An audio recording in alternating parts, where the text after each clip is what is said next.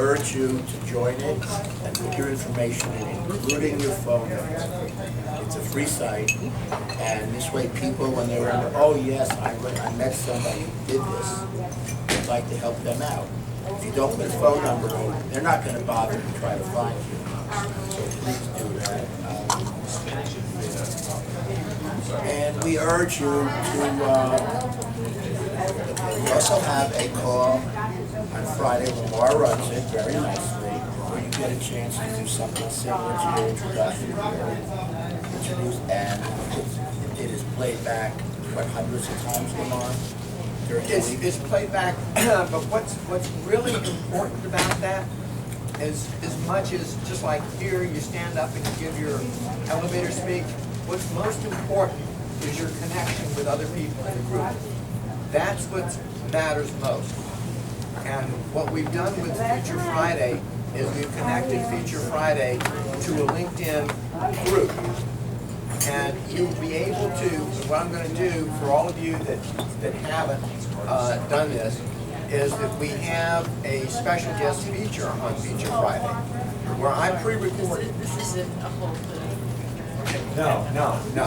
But we just want you to be able to connect on Feature Friday, and if you get one of these cards, you'll be able to do it. Now we are honored to have Jacques. He will be introducing himself, and he's an incredible guy, and I hope you really enjoy him. Jacques, you ready? Am I ready? Are you ready? You're always ready. Aim, fire. Okay. Toast or bagel. Let me get over there.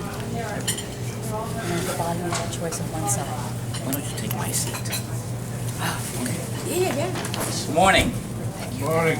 Good morning. Good morning. It's a little bit better. My God, you got to wake them up first, so they listen. Okay, in case some of you in the back are wondering, I am standing up, by the way. I'm wearing my platform shoes this morning. Anyway, I want to do something over here a little different. The State of the Union first, before I discuss my personal state, okay? A few months ago, we were driving, my wife and I, in one of the towns in front of a church, and there was a placard out there that gave the information as to what was going on in the church. I took a camera, took a picture of it, and I want to read it to you, and you'll see what the State of the Union is in America in 2014. Sign in front of the church. It says, evenings at 7 p.m. in the parish hall. Monday, Alcoholic Anonymous. Tuesday, abused spouses. Wednesday, eating disorders. Thursday, say no to drugs. Friday, teen suicide watch. Saturday, soup kitchen. And the Sunday sermon at 9 a.m., America's joyous future. Okay? I found that a little ironic. Anyhow, how many of you have heard a motivational speaker? Raise your hand. Okay. How many of you have heard twice? 3 times? 4 times? Why? I'm asking why, because how many times did you take your driver's exam? 1 time? Everybody 1 time, right? So why do you keep going and to hear motivational speakers? Obviously, it's not doing the job, period. They want you to keep coming back, so you keep getting stroked and you keep spending money in it, etc. I don't believe in that. I believe we should understand people and work with their strengths instead of our personal strength and make it work for them. 2,000 years ago, the Egyptians buried a clay vessel containing wheat grains. When archaeologists discovered and planted the seeds, they were amazed to find the grain had retained its full potency and began sprouting within days. If this can happen to wheat grains, what about the human mind and its full potential? Psychologists tell us that we use 5 to 10% of what we are born with, 5 to 10%, and we turn that into a lifestyle and into an income, etc. Which means if we could improve to 11% even, guess what? You just gave yourself a 10% increase in value, and you become worth more. So I always recommend introspection first to see what doesn't make it work for you, usually. Alphonse Carr, in his book Les Guêpes, The Bees, wrote, plus ça change, plus c'est la même chose. The more things change, the more they remain the same. And we go through history over, we don't learn from anything. You notice that? World War II, for example, there were 3 dictators in the world. Now there are 40 dictators out there. Those are the latest numbers, so it's kind of sad. Let me tell you a little bit about my childhood so you know how far I've come, and it's important to understand that. May 10th to May 14th, bombs fall on Brussels, Belgium, where I was at 7 years old. My brother was 9 at the time, and we stayed for 4 days while the bombs fell. So that shattered my life for many, many years, actually. We escaped Belgium and we go to France. In France, they're bombing again. The Stukas are trying to get us to these 1,100-pound bombs that they have. Luckily, they were very untrained at that point in the war, and they kept missing the train. That's why I can still talk about it here. And that's why I call my autobiography 9 Knockdowns, 5 Miracles, because that's what happened in my life. 5 different times. I should not have been here, and I am here, okay? At that age, so we run Belgium to France, and we find out that we have to run again because they're closing the borders over there, and they're going to trap us and send us to the camps. There was a camp we passed by, Gurs, G-U-R-S. Most people don't know about it, right near Toulouse in France. We passed it, and it was a fascist, originally for fascists, where they had thousands and thousands of prisoners there, Spanish as well as French who were fascists. Then they started to use it against the Jews, so we were lucky that we passed it. Then we get on board ship, another miracle. 1,600 passengers, refugees, and a crew. And the purser comes over and tells us, I'm sorry, you're going to have to leave. You have to bring your own food. They don't have food for 1,600 people. We get back on the dock. My parents go into the city of Bordeaux to get food, and the ship sails without us. The next day, we get on a freighter on our way to North Africa because they were sinking everything that was going to England. The U-boats were sinking everything there. We go south, and 2 days out at sea, we meet the remnants of the 1,600 refugees that had been torpedoed. Would you call that a miracle? Okay, we call that. I'm in Casablanca now, and we end up with lice, crabs, food poisoning, you name it.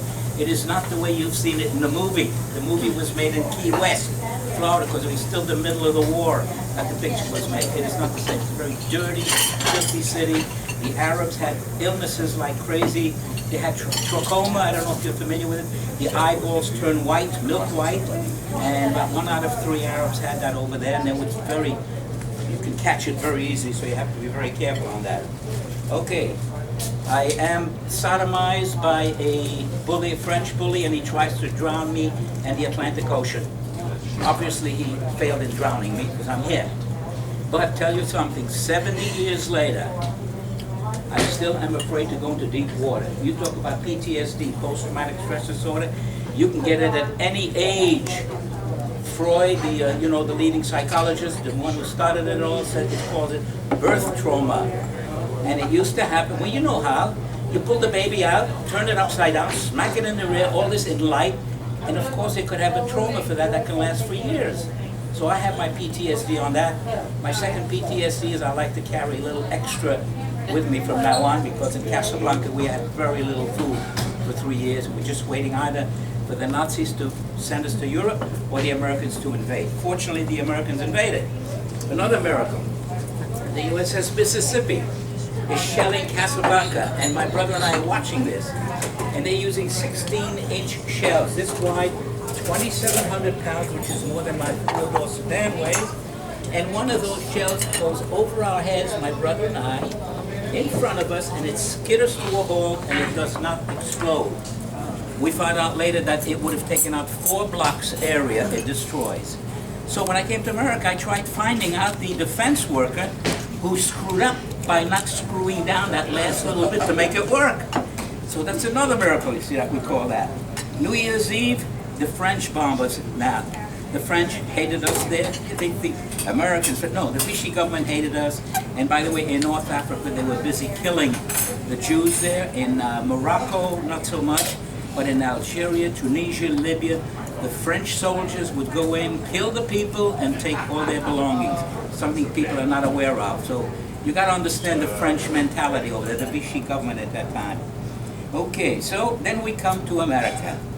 We moved, think of it, I'm 7 years old to 10. My brother's 9 to 12, okay? In 3 years, we moved 14 times. We slept on trains, boats, railroad stations, on buses, cars, horse stalls with the horses still in them. bus station, etc., and the last stop was relatives in New York City, which almost made me want to turn around and go back to Casablanca. Because sometimes you get the wrong relatives also working for you. So 3 continents, 4 cultures in 3 years. I was angry, I was hateful, I figured I'd been robbed of a childhood, and my brother as well, and it's true. I went to a shrink for years. Guess what?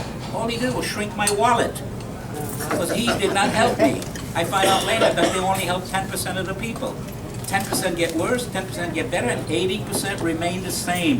That's from the American Psychological Association itself. So that didn't work. Group therapy I tried, hypnosis, and then I got a tape about the life of Winston Churchill, who's the hero of World War II. Okay, with his rhetoric and his writings, he turned around the tide and made it work for us. And the name of the tape was The Triumph of the Unwanted Child, which is sort of like I was unwanted by, you know. What he did was give a commencement speech. He was asked to do that by President Harry Truman in 1948 in Missouri, which was where Truman graduated from. And in front of 800 graduates, he got up, and this is what he said. Winston Churchill now.